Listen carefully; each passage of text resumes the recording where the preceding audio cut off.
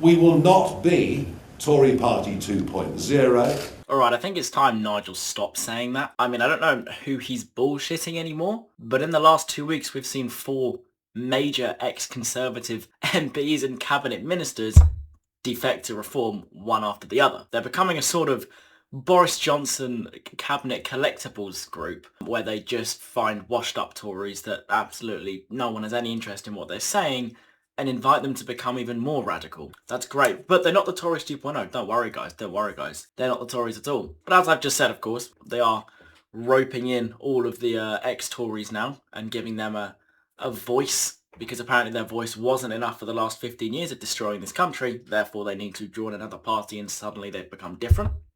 Beyond me. But they're not even taking any of the decent ones. I mean, I say decent ones. None of them were any good.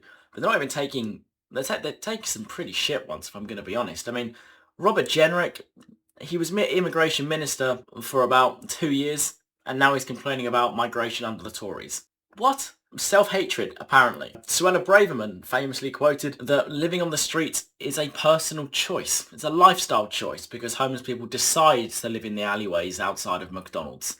That's what they dream of doing when they're sat in their house before being homeless. We've got Nadeem Zahawi, who recently joined Reform, who didn't pay $5 million worth of tax and was therefore found out, breached the ministerial code seriously and was fired off of the cabinet. We've also got Robert Jenrick, who was also a massive fan of Liz Truss, as most of the party seems to be, the woman that pretty much destroyed our country in the space of 6 weeks, and now suddenly thinks that everyone wants to listen to her with her new YouTube channel, pretty much just an echo chamber for those who haven't got a life. Still, they're not the Tories 2.0, don't worry. I mean, they're up to about over 50 ex-Tories that have now aligned themselves with that party and are constantly blabbering about them on Twitter into their Twitter sphere of about 5 followers each, and the rest of them are just AI bots, which they've hired to make their tweets look more realistic and more popular, even though they're literally splurting out the most pointless crap of all time that pretty much no one is listening to. But I have listed down all of those people who have now aligned themselves with the Tories just to prove to you guys that they are literally the Conservative Party revamped, really, into something much worse. And I've done that all in a video, which I'll play for you now. Nigel Farage, Lee Anderson, Sarah Pockin, Danny Kruger, Robert Jenrick, Andrew Rosendale, Richard Tice, David Bull, Paul Nuttall, Malcolm Offord, Layla Cunningham, Andrea Jenkins, Alex Wilson, Lyndon Kemkaran, Alan Graves, Joe Monk, Andrew Husband, Dan Harrison, Stephen Atkinson, Martin Griffiths, Lucy Allen, Alan Amos, Sarah Atherton, Jake Berry, Ben Bradley, Michael Brown, Aidan Burley, Chris Butler, Maria Caulfield, Simon Danzak, Nadine Dorries, Chris Green, Jonathan Gullis, Adam Holloway, David Jones, Marco Longi, Anne-Marie Morris, Leah Nisi, Henry Smith, Mark Reckless, Ross Thompson, Anne Widdecombe, and of course Nadeem Zahawi. And now Suella Braverman. But I don't understand where these voters are coming from. I mean, are these right-wingers that gullible that they're just going to vote for a party which literally contains people they've been complaining about for 15 years and decided to switch parties in the first place about? If I switched from McDonald's to Burger King because I hated the Big Mac, and then Burger King released the Big Mac, I'm not going to go to Burger King anymore, am I?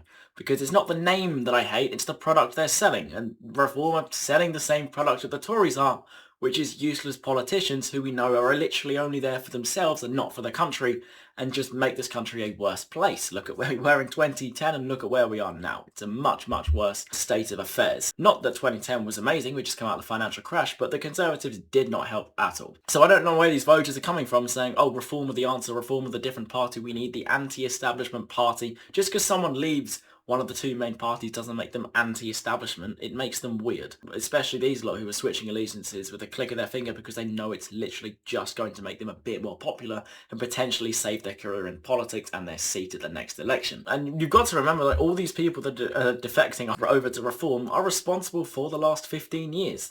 These people were the ones making our decision. Under Boris Johnson, Robert Jenrick and Suella Braverman had cabinet positions. They were actively helping frame what was going on during the Boris Johnson prime ministerial tenancy, which was one of the worst we've ever had. And Reform UK go all on about complaining about the Home Office and all of that.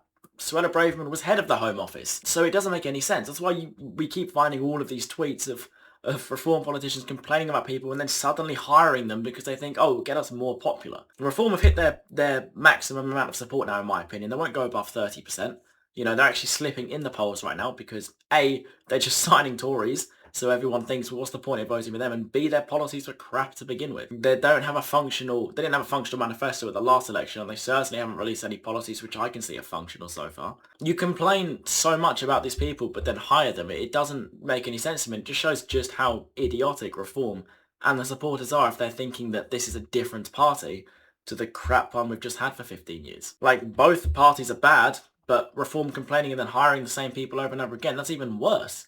Because that shows that they don't have any standards, really. I'm a Man United fan. I wouldn't complain about Gyökeres and then go and sign him. It doesn't make any sense. So why are they doing the same thing? And then Nigel Farage is out here saying, oh, let's ban defections. Well, it's pointless banning defections when everyone who's going to defect is already in your party. What is he doing? It's like a stunt which makes people think, oh, they're not going to do it anymore. They're going to stop with just the people they have. They've got everyone. What do you mean them banning defections is going to be helpful?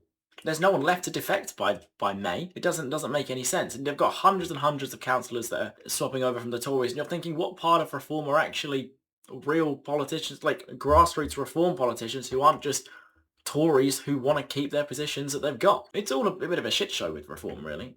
And it's pretty pointless. I don't know why you'd vote for either Reform or the Conservatives right now, or ever, really. But this is just unbelievable. People are still saying that they're a different party and they are the answer to Britain's problems when everyone they've hired caused Britain's problems. You'd be much better off voting for the Tories than Reform right now, because everyone that had a high position in the Tory party for the last 14 years under all the successive bad governments we had, they're all at Reform now. There's no one left in the Tory party. They're all technically new politicians, new front benchers. I mean, they are the new party out the two of them.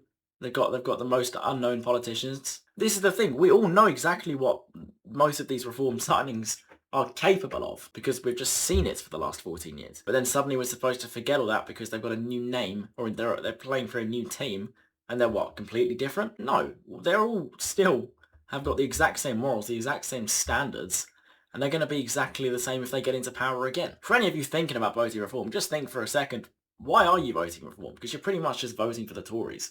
And you shouldn't vote for the Tories either. So make it make sense to me how these people are going to be any different and how it's not just going to be another shit show if they win the election, and hopefully they don't. But yeah, that's pretty much what I wanted to say about that. I mean, they're no different. If they win, it's going to be the same shit show we've had for 14 years.